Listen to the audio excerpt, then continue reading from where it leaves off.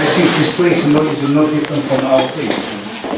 I don't know why East Asia Foundation is set up in here. Maybe perhaps dinner after this session. We'll be having a dinner afterwards. This place is very well known for its very nice Korean food. Therefore, it will be a great honor for both of you. And now it is my great pleasure, to introduce Ms. Shannon Tiezi and also Dr. Adam Mount. Shannon, she's a China specialist, and she's the editor at the Diplomat. You have all seen the Diplomat. Where is it now published? In Tokyo or in Washington? It's a tricky question. So our headquarters, our business headquarters are in Tokyo, but most of our staff, our editors, are in Washington, D.C. Yeah, David, I understand that he studied in Tokyo, and also one of the Korean Australian was in East Lee. Yes. What is his first name?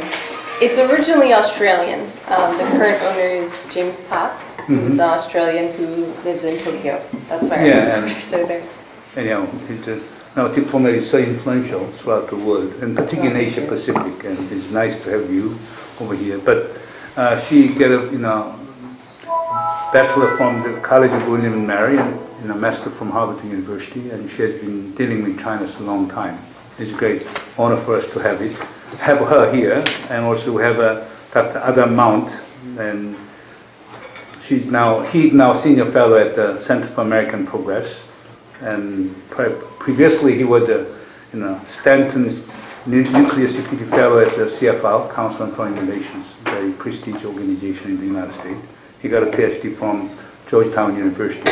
In fact, they were invited by Foreign Ministry of the Republic of Korea as bright, promising young leaders of the United States of America, and they are kind of Washington insiders. Therefore, obviously, Adam is specialist in the nuclear security issues, but he can still talk about, since Donald Trump says, let South Koreans and Japanese, why don't you have nuclear weapons? And good luck, you can fight each other. That is the kind of message that you can talk about the stories. And also, that you phrased it about as precisely as Donald Trump did.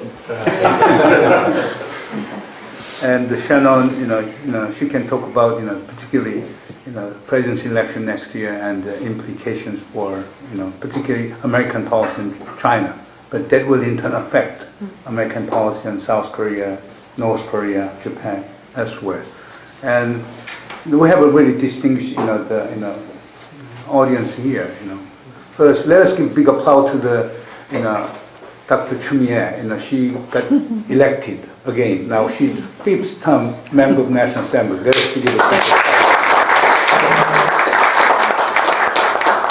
She's a very well-known specialist in labor and environmental issues. She was at one time she served as the chairman of Committee on Labor and Environmental Affairs, and therefore. But also she studied at Columbia University at some time, and she was a judge and turned into member of opposition party, even though she's from Gyeongsang province. Used to be the so-called the ruling party district. She's very unusual, political leader in South Korea. Some people speculate that she might become the leader of opposition party within 4 or 5 months. Maybe next time she'll become the Speaker of the National Assembly. And also we have Lee Young. Let me recognize Lee Young. He was the chairman of the opposition party. He has a long time. He was a journalist at the beginning, and he was a long time fighter for democracy in South Korea. And he has led opposition party. We're very, very honored to have him here. And also we have some diplomats here. And also Professor Yosu Kim. He was professor emeritus at Seoul National University, but he was the commissioner of the National Commission of UNESCO in Korea. And also he served as a director general at the UNESCO headquarters in Paris, dealing with philosophy. He's a very renowned philosopher. And we have, as usual, we have we hold these German foundations, for the, and the Suban is sitting over there. And apart from that, we have two discussants here. One is Lee Mi-suk, You may all know she's an editor of International Affairs at 문화일보. She served in Washington as a correspondent for, I think, 6 years? 3 years. 3 years, I thought you renewed term. And also we have Professor Kim Jae-chun from Southern University. And got his PhD from University of Chicago and Yale, no, sorry, I confused. Yeah, Southern has all PhD from Yale. Okay. And he's also a member of the Presidential Committee on Unification Preparation. Therefore, Just running errands there. Yeah. With all this setting, we run in this way. You give about 20 minutes in a short presentation. Then that will be followed by 10 minutes comments by Misuk and Jae-chun. Okay, and then we'll open to the floor. Okay, voila. Who wants to go first? Tiazi or After you. Shannon or Adam? Lady first. I can go Okay. first. Okay, so I am going to be talking today about the role of Korea in the U.S. rebalance to Asia and how that might change after the presidential election. But before looking at the implications of the election, I think it's important to understand where the relationship is now and how Korea fits in the current U.S. foreign policy strategy. And then we can look at how that strategy might change and what that would mean for Korea. So the Center for Strategic and International Studies, based in Washington, D.C., recently published a very influential evaluation of the rebalance to Asia, called Asia-Pacific Rebalance 2025. And they went through country by country in one section of the report to look at how the rebalance had changed the U.S. approach to its allies. One of their conclusions was that the U.S. rebalance is not credible without partners like Seoul. So obviously the U.S.-Korea alliance is seen as critical to the success of the U.S. rebalance to Asia. However, that being said, if you look at popular narratives, particularly in the media, about the rebalance to Asia, you are not going to see Korea talked about very much. You will see a lot about Japan. You'll see a lot about China, a lot about Southeast Asia, the South China Sea. So the question that was in my mind while I was preparing this presentation is, where is South Korea in the U.S. rebalance to Asia? Why is it often absent from these larger discussions that we're having in the policy community? So there's a lot of differing interpretations of what the rebalance actually means.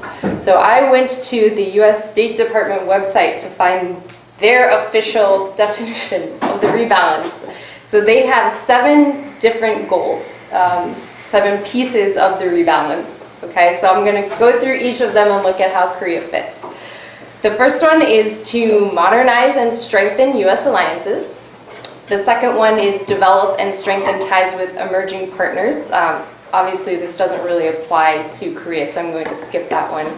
Number 3 is support effective regional institutions that strive to solve problems based on internationally recognized rules and norms.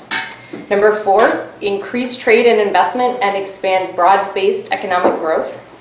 Number 5, ensure our military presence in the region effectively supports the full range of our engagement.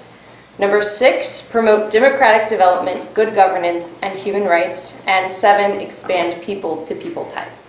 So I'm going to briefly look at each of these in turn to see how Korea has fit into the broader U.S. strategy as outlined by the State Department.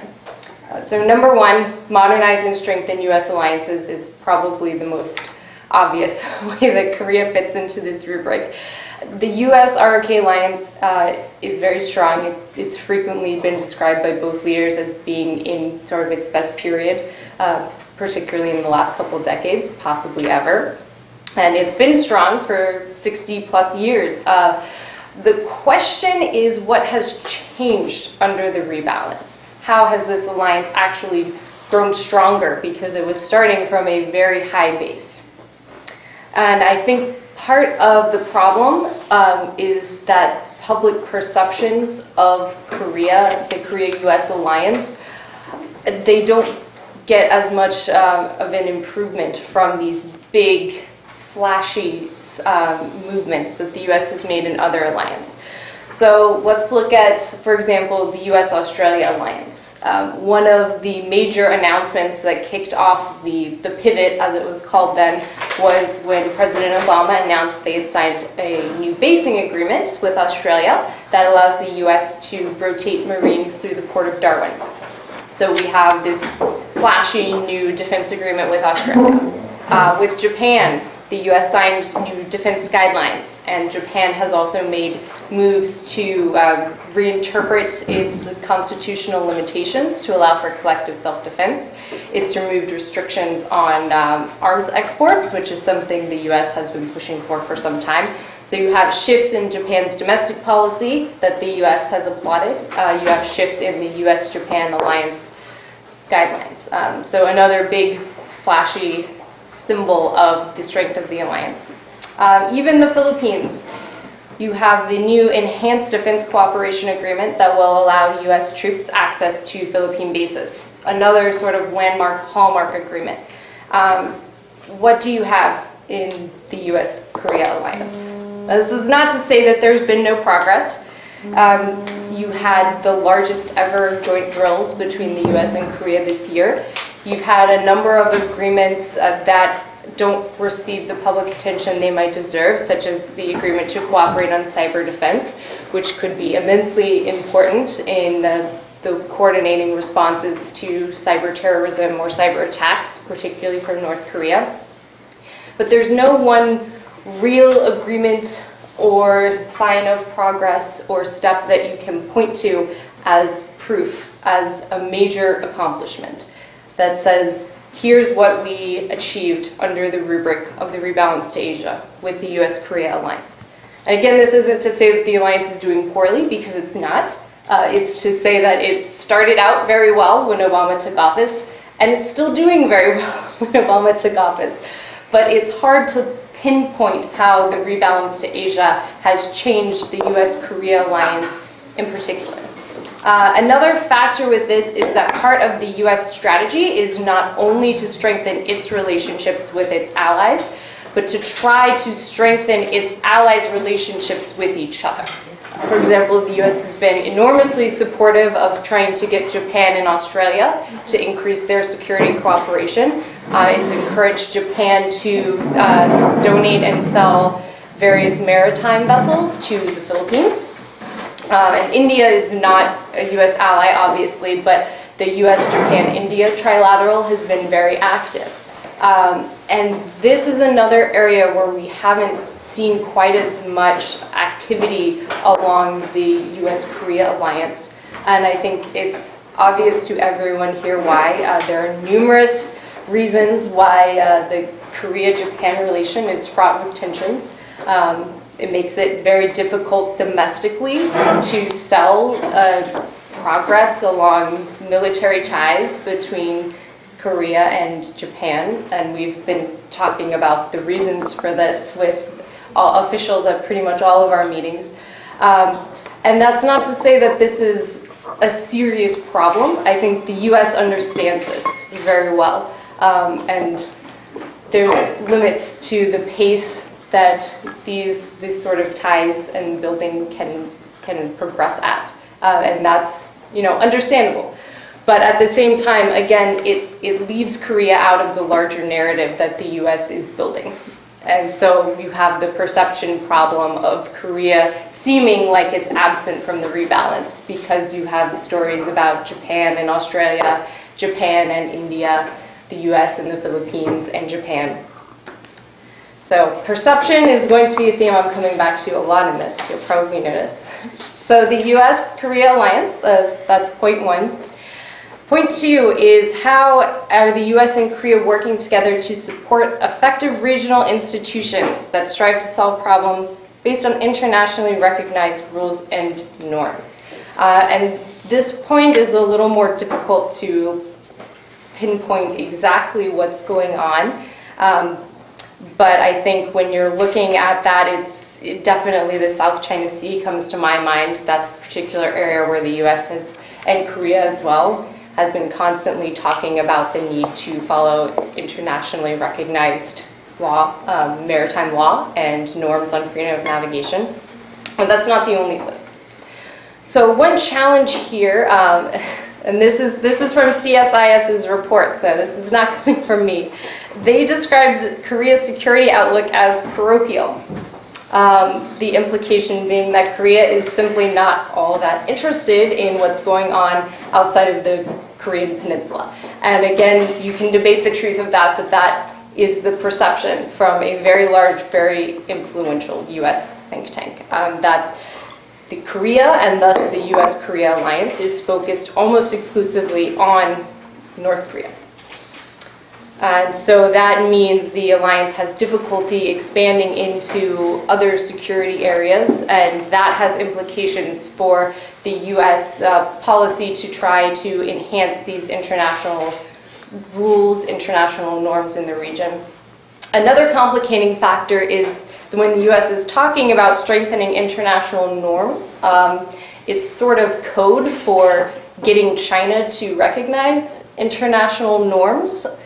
And obviously, there are different approaches to China in the US and Korea because China is so immensely important to Korea's handling of the North Korea issue.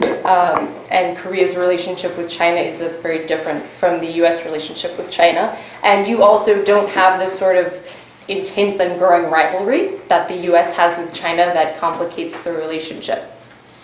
And that limits how far Korea is willing to go on some of these issues where the US has been very vocal and very public in its criticisms of China, and particularly, again, in the South China Sea. No matter how much US officials try to assure people, and especially Chinese people, that the pivot is not meant to contain China, I don't think you can deny the fact that these attempts to bolster international rules and norms are largely about shaping Chinese behavior. And that's not the only part of it, but it is a very large part of it. And Korea, for a number of reasons, has been more reluctant than other allies to take particularly military and security action on these international norms that the US has been pushing. So, for example, Japan has offered military assistance to China's rival claimants in the South China Sea. The US has as well. Other US allies, Australia and the Philippines, which of course is a claimant state in the South China Sea, have both conducted their own patrols in the region, and there's been talk of conducting joint patrols with the United States. We're simply not seeing that from Korea. And again, that's not to say that that's a wrong choice on Korea's part, but it does lead to Korea being largely absent from the narrative of the rebalance, which in popular opinion is now pretty much symbolized by the South China Sea issue. And of course, Korea does a lot of other things to help international order and stability. They take part in anti-piracy operations in the Gulf of Aden. They've sent troops to assist US rebuilding efforts in Iraq and Afghanistan. They sent their military on disaster relief humanitarian assistance missions across the Asia Pacific, most notably to the Philippines to help with the recovery after Typhoon Haiyan. But from a perception standpoint, none of those are going to get nearly the amount of media and public attention as Korea sending a single patrol ship to the South China Sea. So it's difficult to make up the ground on some of these other moves that are being made in terms of public opinion and media narrative. You have a similar problem when it comes to the third part of the rebalance, increased trade, increased investment. I think everyone here knows that the US and Korea have a free trade agreement. That's actually quite recent. It was completed in 2007, but actually approved in 2011. So right around the time that the pivot was being announced, and it entered into force in 2012. So sort of peak US rebalance to Asia push. The problem is that around the same time, the US began its push for the Trans-Pacific Partnership, the massive free trade agreement involving 12 countries from both sides of the Pacific Ocean. And that became the US's main symbol for the economic leg of the rebalance to Asia. And Korea has not joined on as a founding member of the Trans-Pacific Partnership. Some analysts have suggested that Korea mostly looked at this as simply a trade deal and said, how much economic sense does it make for us to try to prioritize this when we're also negotiating an FTA with China, which has already been completed. When the US was looking at the TPP from primarily a strategic point of view as a way to increase its economic clout in the region and also set the rules for future trade agreements across the world. So I think there might have been a little bit of a disconnect there in what the TPP meant and how important it actually was to the United States. But Korea not joining in has meant that it's been left out of the larger economic narrative. Even though trade has blossomed under the new FTA, it increased from 100 billion in 2011, which was the year before the FTA took effect, to 115 billion in 2015, which is a substantial increase. But it's been overshadowed by the TPP. It's also been overshadowed by far more eye-catching gains with trading partners who are frankly far less important to the United States. For example, Vietnam, US-Vietnam trade was 22 billion in 2011, and it more than doubled to 45 billion in 2012. So if you're looking for a success story of US trade expanding in the Asia Pacific, the Obama administration is also going to point to Vietnam, and that's probably going to attract more attention because the progress has just been phenomenal.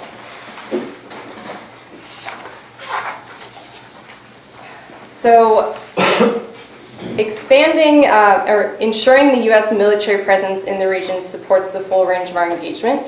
This is obviously closely related to the US-ROK alliance. And again, I think the problem here is that the starting base was so high that it's hard to make drastic progress that really catches people's attention.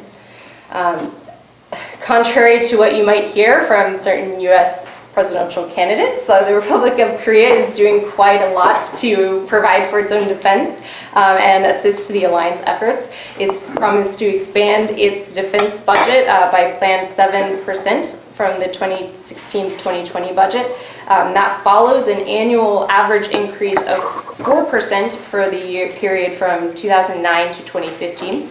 So its defense expenses have been increasing fairly significantly. Korea already contributes 2.5% of its GDP to defense, which is far more than many NATO countries, whom Donald Trump has also soundly criticized, by the way. Under the Special Measures Agreement, there are plans for Korea to pay 45% of the cost for stationing U.S. forces in Korea. So I think on par, it's simply not fair, not realistic to criticize Korea for not doing enough on its own, for its own defense. That being said, there are some lingering issues in the alliance, not serious issues that are damaging ties, but problems that need to be dealt with. One of them is the lingering issue of transferring operational control back to South Korea. There are also U.S. concerns about interoperability between Korea and some of the other U.S. allies in the region, which is interoperability is kind of a major focus right now for the Obama administration, and that's why you see it fostering cross ties between its separate allies. But probably the single issue that has come to symbolize a potential point of friction between the US-Korea alliance in the popular narrative is the question of THAAD.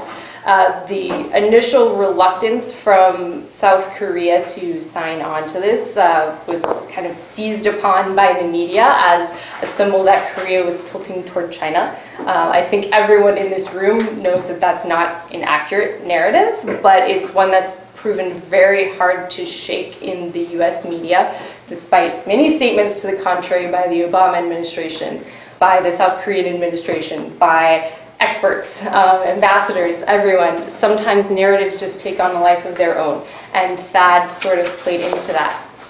Now, the new talks on THAAD are very encouraging from this standpoint, and the eventual deployment of THAAD could be this sort of landmark, flashy moments that the US-Korea alliance has been missing so far. The problem, from my perspective, is that like much progress in the US-Korea alliance, it seems to be event-driven. And what I mean by that is that it's really North Korean action that's causing movement on this issue. When North Korea tested a nuclear device, when it launched a rocket, when it launched missiles, I think there was serious natural concern in South Korea. Are we safe enough from this threat? And the conclusion was no. And so they reopened the dialogue on that. And we saw more progress in the past 6 months than we've seen over the past few years. And the same can be said for the expansion of the US-Korea joint military drills, is that every time Korea makes a provocation, they get bigger, they get more complicated. The problem with this is that it allows North Korea to be sort of in the driver's seat of the US-Korea alliance. And if North Korea is acting up, then the alliance comes across as very strong, as very dedicated, as very cooperative. When North Korea is quiet, progress can stall on certain issues. So I think on this leg, we're very strong, but maybe not as strong as the US would like to see, but making good progress. So the other 2 points are more soft power focused, and I'll go over these a little bit more quickly. Promoting democratic developments, good governments, and human rights. This is not really an issue for South Korea. South Korea is an amazing success story of democratization.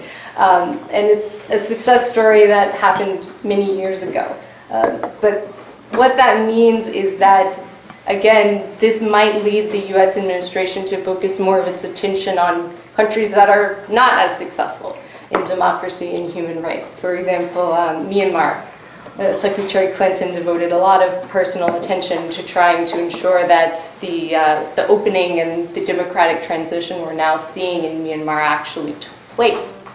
One interesting fact is that Hillary Clinton, for all of her wide-ranging and unprecedented amount of travel in the Asia-Pacific, visited South Korea one fewer time than Condoleezza Rice. Condoleezza Rice came 6 times during the same 4-year term. Clinton only came 5.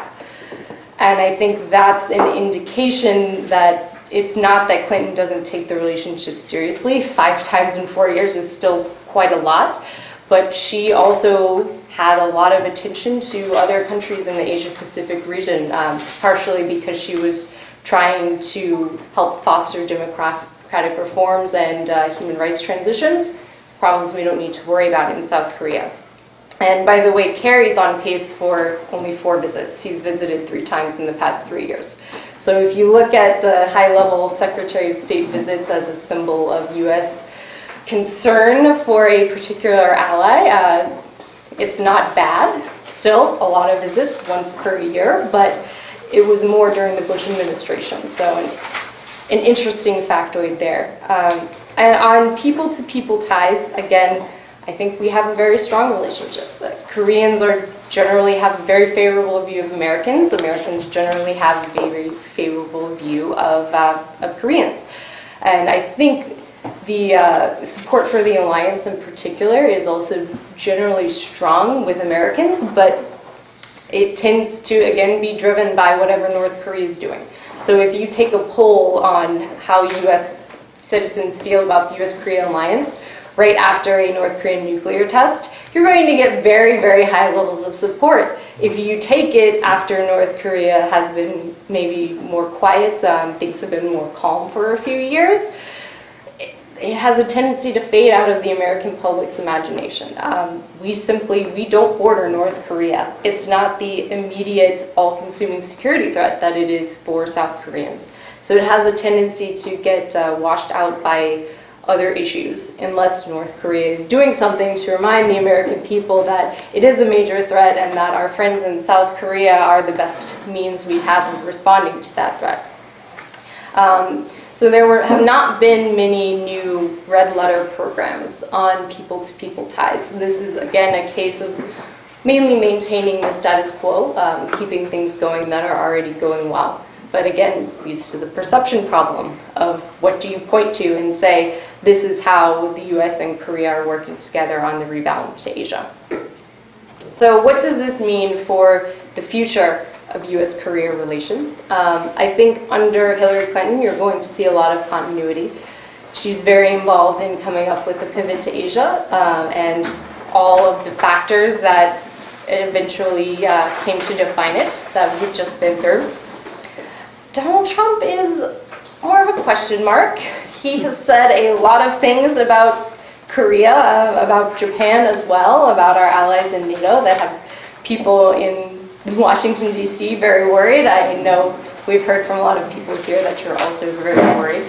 But I think it's important to remember that he doesn't really have a foreign policy at this point. We can't say with any certainty what he's going to do because he hasn't really given it much thought himself, in my opinion. So I doubt we would see any sort of dramatic change in the US-ROK relationship.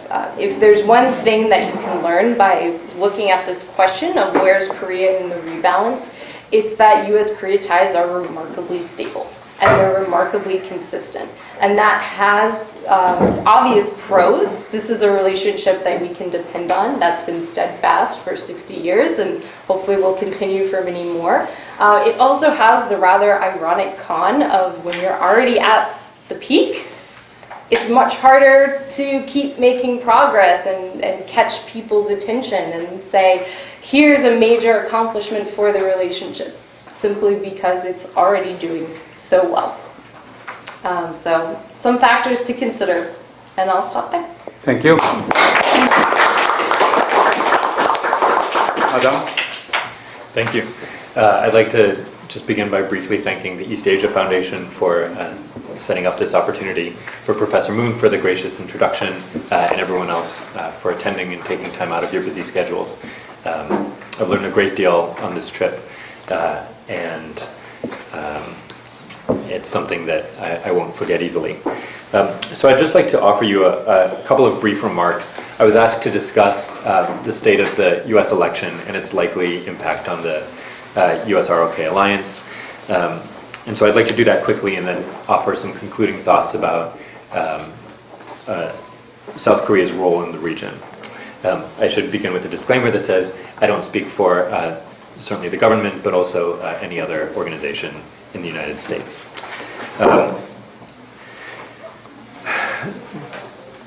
It's important to recognize that the scene in Washington with respect to North Korea policy is in some ways unique. In a city that's often divided on foreign policy, sometimes in petty ways, sometimes in enormous ways, North Korean policy is a rare and remarkable point of something approaching consensus. Among scholars and practitioners on the left and on the right, there's something like a consensus on the basic principles of U.S. policy towards North Korea. And so this is a bipartisan consensus. It's a consensus that's been robust over time. It's something like a consensus that I think is very fortunate, and I think it speaks to the urgency of the threat from North Korea and the severity of the threat. And so a couple of these pillars of U.S. policy towards North Korea, one of which is sanctions policy. So in the last year, in response to North Korean provocations, the nuclear test repeated an unprecedented program of missile tests. The UN Security Council took, again, unprecedented action in response to those tests and passed UNSCR 2270, which expanded international authority to enforce sanctions by a remarkable degree. But at the same time, the US Congress also passed new sanctions legislation that broke new ground. And the Obama administration, a year earlier, passed Executive Order 13687, which allows the federal government to designate a wider range of North Korean entities and individuals for damaging or destabilizing or criminal behavior. So, for example, the collective impact of these three developments has widely expanded U.S. latitude to enforce and apply sanctions to North Korea. There was a perception in recent years that the sanctions regime around North Korea was not as tight as it could have been, and not as tight as the threat required. So this is something that we've taken pretty swift action to rectify. I think we ought to sort of add a cautionary note here also, that sanctions is not sufficient to compel a change in North Korean behavior. It can't be the end-all be-all of our joint allied policy. And so even though we've applied new sanctions, we also need to turn our attention to enforcing those sanctions strictly and rigorously, but also to other areas of US and ROK power where we can apply it to North Korea in order to help change their strategic calculus. Another area of consensus in Washington on North Korea policy is on human rights. In the last 2 or 3 years, the issue of North Korea's human rights violation has received increased prominence on the international stage. As we saw, the United Nations launched its Commission of Inquiry, which published an extensive, strongly worded, but also very widely read report on North Korean human rights violations, which it found sufficient evidence to conclude were constituted crimes against humanity, which is a sea change in, it's a major threshold, it's a major step in terms of international opinion and the information available to international countries on the North Korean human rights problem. In Washington,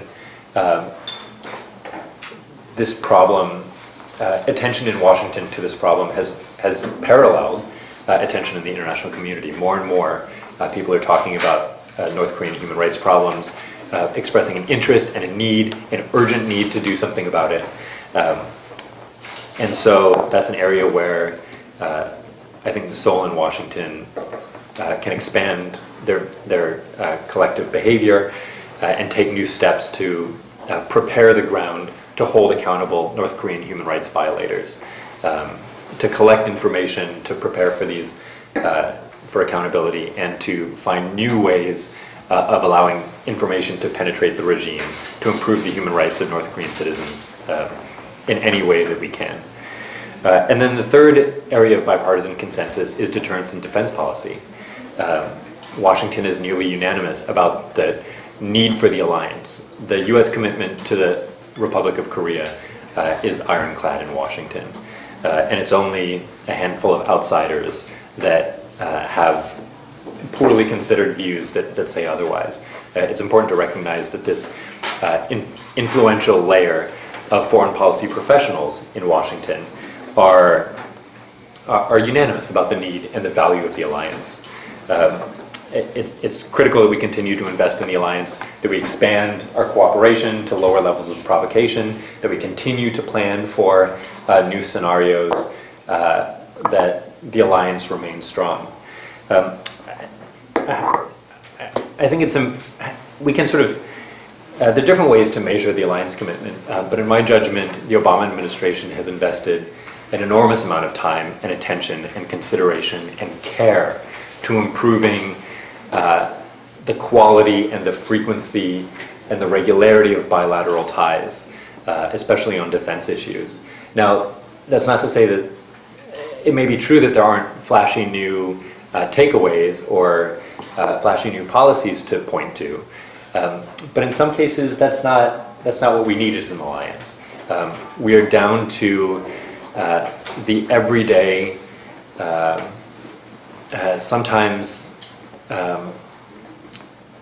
almost routine act of preparing to fight at a very high, at very high levels of intensity very quickly. So you'll often hear commanders of U.S. Forces Korea say that we need to be able to fight tonight. This is something that General Scaparrotti said fairly frequently. And that's not something that always requires a new treaty or a new document. That's something that we do with each other on a military-to-military basis, on a civilian official basis to one another, day in and day out. And I think that's an enormous sign of strength.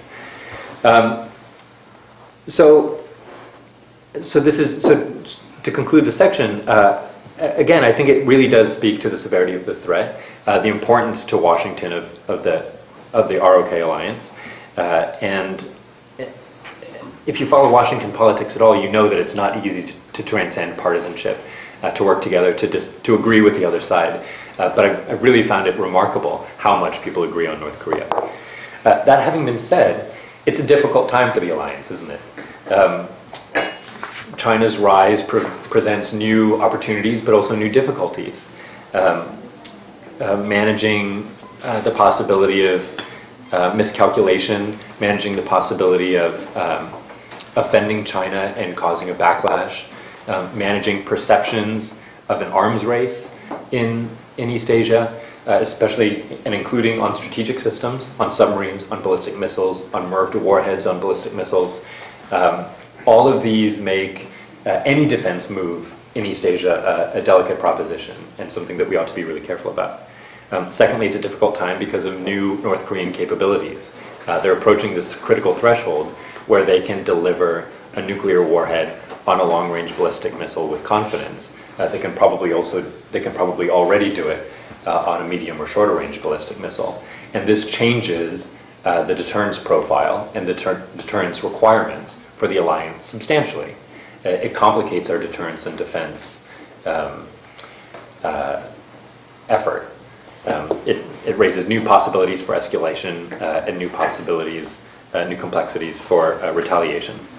And at the same time, with these difficult strategic changes happening, we're both countries holding elections.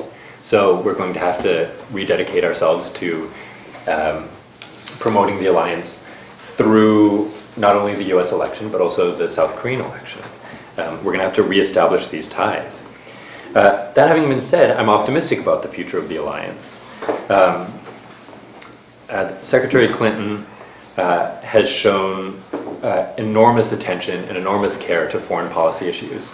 It's important to recognize that the single most important determinant of whether the United States supports its allies is not necessarily ideological. It's the investment of the president, of their time and their attention and their bureaucratic political capital into foreign policy issues.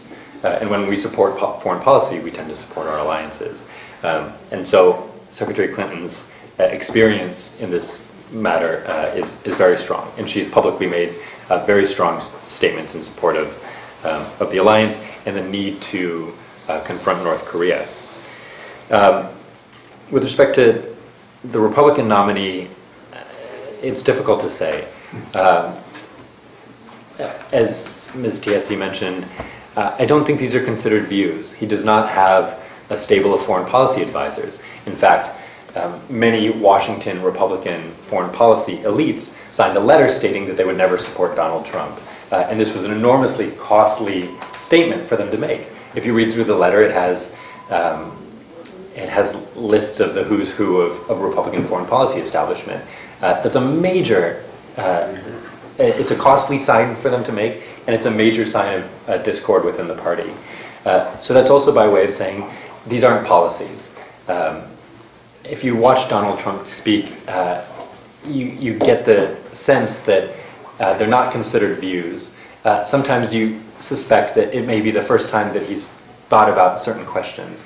And so I think the important thing to recognize here is that we need to ensure that the alliance remains strong and to work together to keep his comments from having any lasting damage until we get to the election. Because as we've said, he's not in a very strong electoral position.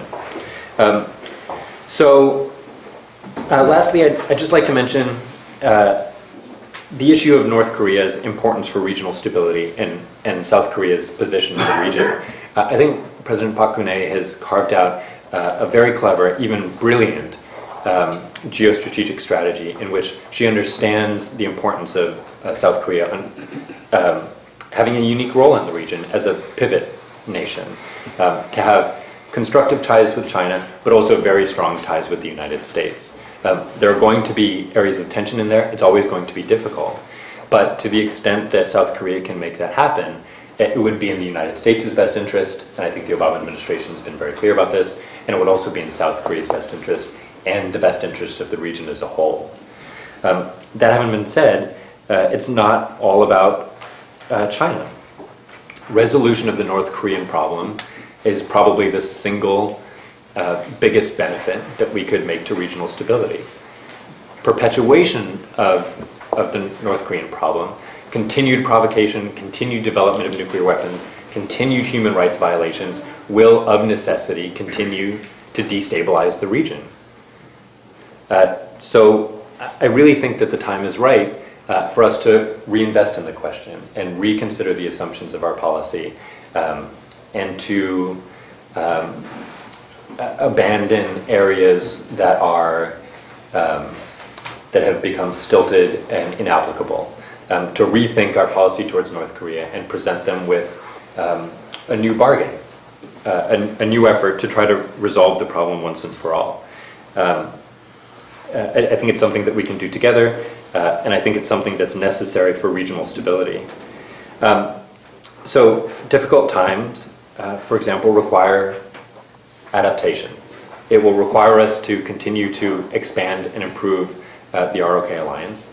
That's not to say that it's necessary to expand it all the way to the South China Sea. You might ask, is the alliance parochial? Yes, and I think it should be. North Korea should remain the primary object of the alliance. But we should also consider our diplomatic strategies, our sanction strategies, and rededicate ourselves to making real progress on the North Korea issue. A final cautionary note, I'd be skeptical or hesitant to rely on nuclear weapons in the alliance. The alliance is comprehensive. It covers conventional weaponry. It covers counter-provocation plans at very low levels of escalation. It runs the gamut.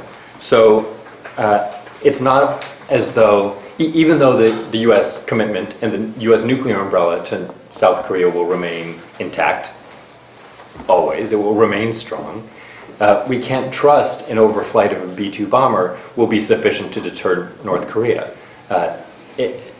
It may be a helpful step, but it also may not be good enough. We can't depend on that to be sufficient. And at the same time, U.S. redeployment of tactical nuclear weapons to the South Korean peninsula would be unlikely to open, it would be unlikely to expand our tactical options. I don't think it would help the alliance particularly at all. I don't think there's a large appetite for that in Washington. I don't think that it would provide much military utility if we did do that. And then lastly, continued sort of mutterings in Seoul about South Korea developing new nuclear weapons, I think is similarly ill-advised. It would be damaging to the alliance, it would be damaging to regional stability, and also to South Korea's standing in the region. So this is by way of saying the nuclear umbrella will remain, but we can't rely on it, we can't depend on it. We need to continue to expand our defense cooperations at all levels on the escalation ladder, prepare to fight and to prevail in a conventional war, and avoid the false promise of a nuclear solution to what is a much more difficult problem. So thanks very much for having me, and I hope we can discuss it. Okay, Lisa, you can use it in less than 10 minutes. Mm-hmm. Okay.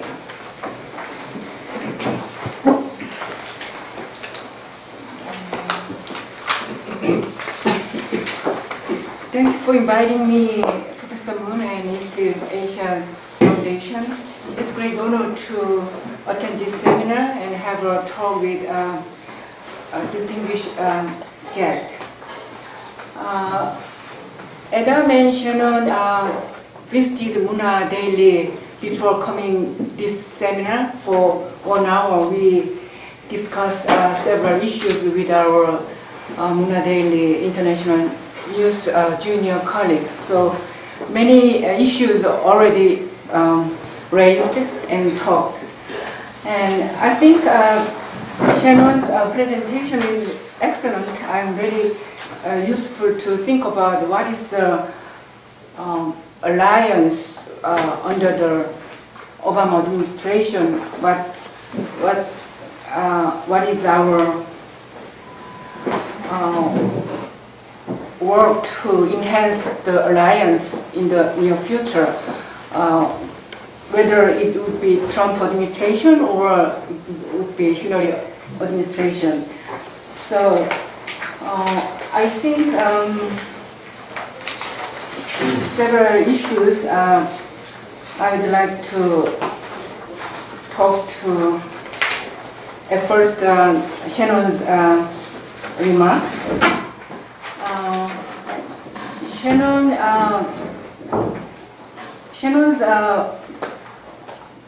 remarks on the modernize and strengthen U.S. alliance.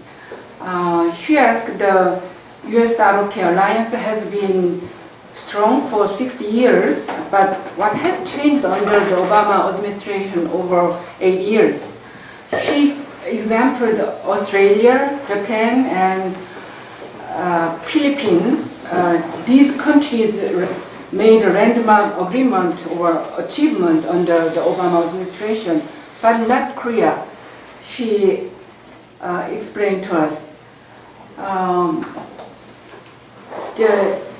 In U.S.-ROK alliance seems to event-based and thus potentially temporary achievement, she talked to us.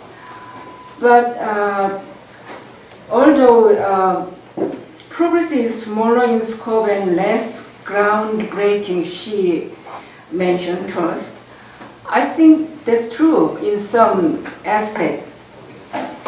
But I think you have to keep in mind of two things. First, South Korea has the burden of North Korea nuclear issue, as Adam talked to us.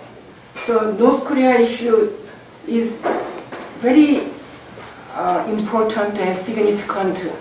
So U.S.-ROK alliance have to focus on the North Korea issues, because North Korea nuclear program is enhanced a lot last 8 years. And two is China issues. You talked to us that South Korea tilt to China a little bit, not a little bit, it's enormously under the Park Geun-hye government. But I think you are a China expert, you can understand it.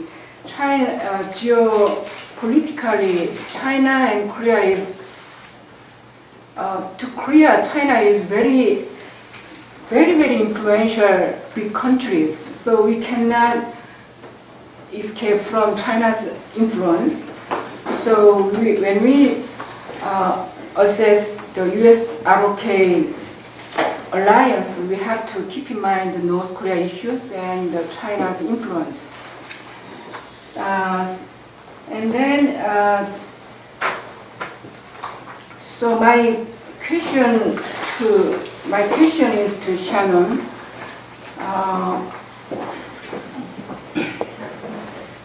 What Korea have to do enhance U.S.-ROK alliance in the next U.S. administration, in your point? As a China expert, you know China a lot, and Korea, if Korea can enhance U.S.-ROK alliance in front of China's huge influence, is there any other option to enhance the alliance with China? Alliance, yes.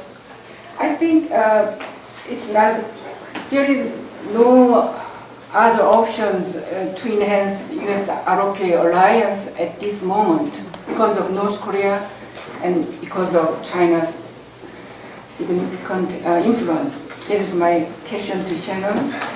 And to Adam's comment, I fully agree with your explanation on nuclear issues and the North Korea's nuclear enhancement under last 8 years, and then the U.S. Nuclear umbrella try to explain to us. But my question to Adam, there are so many sanctions progressed last 8 years in the United Nations Security Council, and the U.S. government bilateral sanction to North Korea. As a nuclear issue expert, do you think these sanctions can change North Korea's behavior, or does these sanctions work effectively, like in Iran's negotiation? Finally, Iran give up and then return to negotiation, and then there were agreement last year. But Iran model can apply to North Korea. If not, United States have another option to deal with North Korea's nuclear issues, or to initiate another round of nuclear negotiation. If North Korea will not accept the negotiation, what is the U.S. option in the final phase? Thank you. Thank you. Jae-chan? Yeah, thank you very much for two very excellent presentations, and personally it's a great honor to be a part of this important venue. I'm going to make a brief comment on Shannon's, if I may. Shannon's comment on U.S. rebalancing and South Korea's role in American rebalancing toward Asia. And secondly, I'm going to talk briefly about my impression of the U.S. presidential race so far and how it's going to affect U.S. foreign policy making in 2017. I have my thoughts on North Korean nuclear weapons situations, but I don't think I'll have time to go into that. So, in general, I think South Korea welcomes greater American presence in the region, in Asia. As such, we have been very cooperative to American rebalancing strategy towards Asia. So to say that South Korea has been sort of invisible in American rebalancing strategy toward Asia is a little bit unfair to me. Maybe we can say that we have been a little bit hesitant to cooperate with the military component, military strategy of rebalancing toward Asia. That's mainly because of China factor, in my opinion, because we are located in this geopolitical position where we have to maintain good relations both with the United States and China. It seems to me that other countries like Japan, they placed all their bets on their relations with the United States. But we cannot place all our bets on the United States. You place Japan in our position, I think they will hedge their bets as well. So I think it's very important for South Korea to maintain good relations with both countries, and when we maintain good relations with China, I think our alliance partnership with the United States will have like added value to American strategic interests here. So there is a China factor here, but then again, that said, I think, I don't know, we have been really cooperative with the United States, and when, in 2008, when the US was hit hard by subprime mortgage crisis, I think, some traditional Western allies of the United States were very quick to criticize Washington consensus. And they are toying with this idea of the Beijing consensus, but South Korea was very quick to recover, and then we are the country, we are the first country to trumpet the value of free market economy, and supported Washington consensus. America war against terrorism, when some traditional Western allies of the U.S. were balking at the American war efforts in this war against terrorism, I think South Korea had been very quick in sending our military troops to Afghanistan and then Iraq and Lebanon. So even with the military component of sort of American strategy toward Asia, we have been fairly cooperative. And you mentioned American Marines, like 200 Marines in Darwin base in Australia. It's just a symbolic move, and I don't think it's going to affect any military balance of power between the United States and China. But by the end of 2017, U.S. forces in Korea in Yongsan will be repositioned in Pyeongtaek area. And by the way, we'll pay for that. Listen, Donald Trump, we will be paying for that repositioning of the base.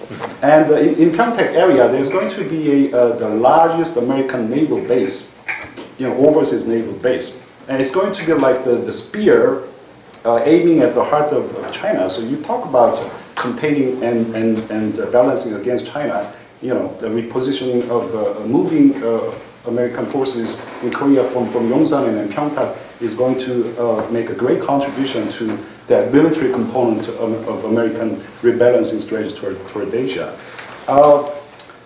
Parochial interests, Adam, you said, if I may, Adam, it's good because, it's quite natural because in the sense that we have this clear and present danger. North Koreans are posing clear and present danger to South Korea. So in that sense, we have to concentrate, still the raison d'etre of U.S.-Korea alliance at least to South Korea is how we can deter North Korean provocations and weapons of mass destructions.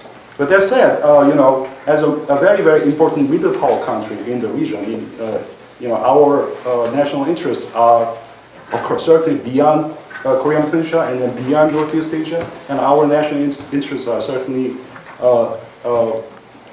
worldwide. So, in previous administration, Lee Myung-bak government took great pains to upgrade our national image, global Korea. We're not really all immersed in Korean Peninsula affairs. Of course, Peninsula affairs are very important, but we care about global affairs. And both the United States and South Korea decided to upgrade our alliance to a value-based, alliance and global alliance, and also regional alliance. But one thing we need to do is to really sit down and what kinds of regional issues are we talking about here? What kinds of specific regional issues can we cooperate with each other? Seems to me that U.S. wants to, when South Korea to scale up our rhetoric against China, in South China Sea. But our position is very clear. Our position to South China Sea is that we will have to guarantee freedom of navigation in South China Sea. I think that's going to be enough. From our perspective. But then again, regional issues. What kind of specific regional issues are we talking about is very important down the road. I think. And also TPP, I think it was a strategic mistake for South Korea not to participate in TPP was a strategic mistake. I think this has a lot to do with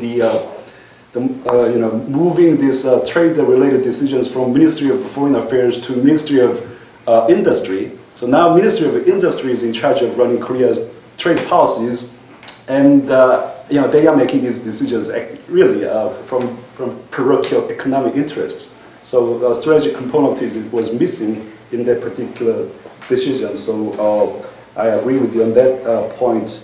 Then again, there is a great deal of controversy over the objective U.S. rebalancing. What really is the objective? And I think Tom Donilon, the former National Security Advisor of the U.S., really had the clear answer when asked what the objective of American rebalancing was. And he said, it's clear. American rebalancing toward Asia, the objective is to protect and promote American national interests in this very, very important region. Okay? And then in Asia, the most important country is China, so we got to have a clear strategy toward China. But by simply containing China, we cannot accomplish the objective of rebalancing. We will have to accommodate legitimate interests and concerns of China. Only when we can accommodate legitimate concerns and interests of China can we accomplish the objective. So I think one thing the U.S. will have to do, if Hillary Clinton becomes the president, I think she will become the